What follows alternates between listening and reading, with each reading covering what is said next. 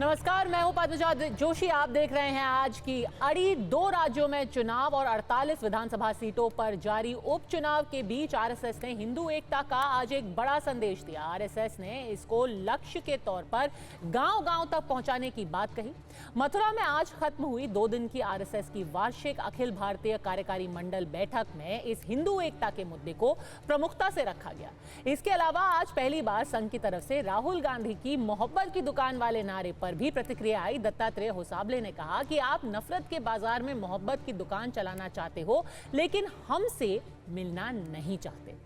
आपको याद दिला दें कि आरएसएस की बैठक कल और आज 2 दिन चली। इस दौरान 46 प्रांतों के सह प्रांत संचालक, कार्यवाह और प्रचारकों ने हिस्सा लिया। लेकिन एक बात बहुत खास है कि आरएसएस की हिंदू एकता के संदेश से ये बात साफ हो गई कि 2029 की तैयारी के लिए संघ ने जमीन पर मोर्चा संभाल लिया है और जातिमय वोटों को टूटने से बचाने के लिए हिंदू एकता की बात अब प्रमुखता से की जा रही है। हम तो कहते हैं जब जब हिंदू भाव को भूले आए विपद महान, भाई टूटे धरती कोई, मिटे धर्म संस्थान, ये हमारे गीत है। तो उसको आजकल की भाषा में ऐसे आपने जो कहा वैसे हो सकता है। तो हम जाति भाषा प्रांत के अगर पिछड़ा भेद से हम करेंगे तो हम कटेंगे। हिंदुओं को तोड़ने के लिए शक्तियां काम करती है, तो उससे आगाह करना पड़ता है, उसके लिए सावधानी रखनी पड़ती है। तो हिंदू को जाति के नाम पर तोड़ेंगे, विचारधारा के नाम पर तोड़ेंगे और किसी नाम पर जोड़ेंगे, तो उसको हमें सावधान रहना पड़ता है। मैं कहता हूं हमारे कांग्रेस के साथ खींचातानी नहीं है जी, कोई खींचातानी नहीं है। हम चाहते हैं कि समाज में वैमनस्य, नफरत क्यों चाहिए भैया? मेरा इतना ही कहना है, आप नफरत के बाजार में मोहब्बत की दुकान चलाना चाहते हो, हमसे मिलना नहीं चाहते हैं। हम तो मिलना चाहते हैं जी, सबसे मिलना चाहते हैं। अब सबसे बड़ी बात यह भी है कि विपक्षी पार्टियां ये कह रही हैं कि ये सिर्फ और सिर्फ नफरत फैलाने के लिए किया जा रहा है। कांग्रेस ने कहा कि हम देश को एकजुट रखने की लगातार बात करते हैं, संविधान की बात करते हैं, लेकिन बीजेपी और आरएसएस लगातार समुदायों को एक दूसरे से लड़ाते हैं और उसी पर अपनी राजनीतिक रोटियां सेकते हैं।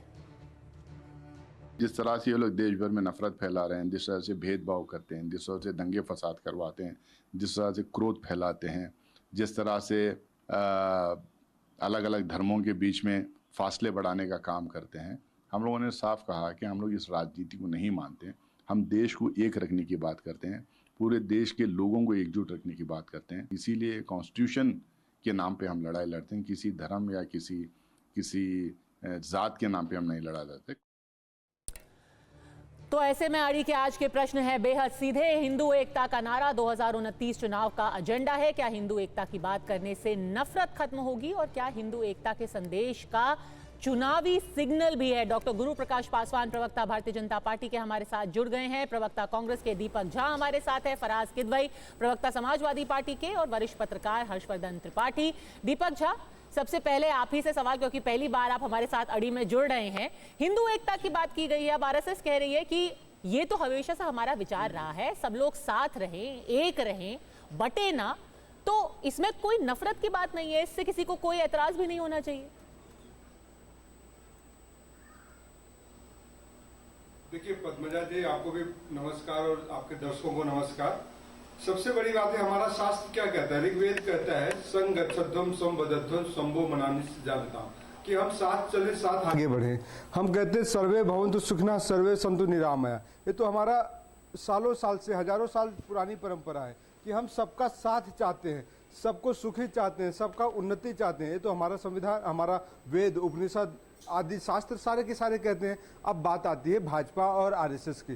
भाजपा के जब आरएसएस के जो हाउस बोले जी हैं, इनको समझना चाहिए। मैं तो इनका स्वागत करता हूँ, आए कांग्रेस में पार्टी में इन लोगों से, नेताओं से मिलें और उस नफरत की विचारधारा को खत्म करें जो भाजपा और आरएसएस में है। भाजपा में जो नफरत की विचारधारा है, जो कहते हैं कि हम 20% और 80% की बात करते हैं, जो कहते हैं हम कपड़ा देख के जाति और धर्म का रंग बता देते हैं, जो कहते हैं कि कुत्ते का बच्चा गाड़ी के नीचे आए तो दर्द होता है, ये भाषा किसकी है? जो गोली मारो उनको भाषा किसकी है? गोली मारूं। मैं तो यहाँ से आपके चैनल पे बोल भी नहीं सकता पद्मजा जी, ये सारी की सारी भाषा हाउस बोले साहब को नहीं दिखती क्या? दत्तात्रेय साहब को ये भाषा नहीं दिखती? बटेंगे तो कटेंगे। आज आप किसको किससे बांट रहे हैं? देश को जानना चाहता है, किससे डरा रहे हैं, किसको डरा रहे हैं? हम तो 70 सालों से 75 सालों से संविधान को मानते आ रहे हैं और देश बड़े सुख और शांति से आगे बढ़ रहा है, लेकिन अचानक से ये भय, ये डर, ये विवाद क्यों पैदा किया जा रहा है? हम मोहब्बत की दुकान चलाते हैं और चलाते रहेंगे, नफरत को मिटाने के लिए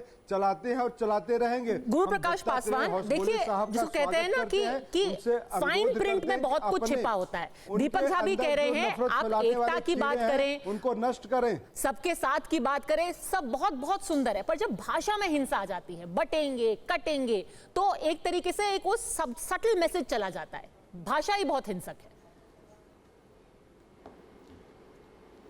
नहीं, निश्चित रूप से पद्मजा, आप बहुत सही बात कह रही हैं। मतलब मुझे तो आज भी याद है, अभी कांग्रेस के प्रवक्ता कह रहे हैं एकता की बात, एक बड़ा वृक्ष गिरता है तो धरती हिलती है। धरती हिली थी, 10,000 सिख मारे गए थे, कांग्रेस ने केंद्रीय मंत्री बनाया उनको। तो मुझे लगता है कि कांग्रेस के लोग प्रेम की बात, स्नेह की बात, सम्मान की बात, एकता की बात, समता की बात करते हैं तो ये बात पचती नहीं है, पहली बात। दूसरी बात, पद्मजा, संघ के जो सहकारवाह हैं, दत्तात्रेय जी ने क्या बोला है? उन्होंने कहा कि भाई हमारे द्वार तो सबके लिए खुले हुए हैं। आप लंबे समय से पत्रकारिता कर रही हैं, यहाँ पैनल में बैठा कोई भी व्यक्ति है, देश में कहीं भी प्राकृतिक आपदा आती तो सबसे पहले कौन जाता है वहां पे? कौन जाता है? मैं पूछना चाहता हूं, वो संघ का स्वयंसेवक होता है जो अपनी चिंता किए बगैर प्राकृतिक आपदा के स्थल पे सबसे पहले पहुंचने का काम करता है। कोविड की बात हो, अमेरिका में संघ के सेवा भारती को non profit of the year award दिया जा चुका है। मेरे पास आंकड़े बहुत हैं, वनवासी कल्याण आश्रम का काम है, 500 से अधिक जिलों में सेवा भारती का काम है, एकल विद्यालय का काम है, विद्यार्थी परिषद दुनिया की सबसे बड़ी छात्र संगठन है, भारतीय मजदूर संघ दुनिया का सबसे बड़ा छात्र संगठन है, भारतीय जनता पार्टी दुनिया की सबसे बड़ी पॉलिटिकल पार्टी है। तो मुझे लगता है कि राहुल गांधी जी को, कांग्रेस पार्टी को अपने पूर्वजों से सीखने की जरूरत है। 1962 की लड़ाई के बाद खुद जवाहरलाल नेहरू जी ने कहा था कि आइए संघ के स्वयंसेवकों, आप आइए और यहां पे रिपब्लिक डे परेड में परेड करिए।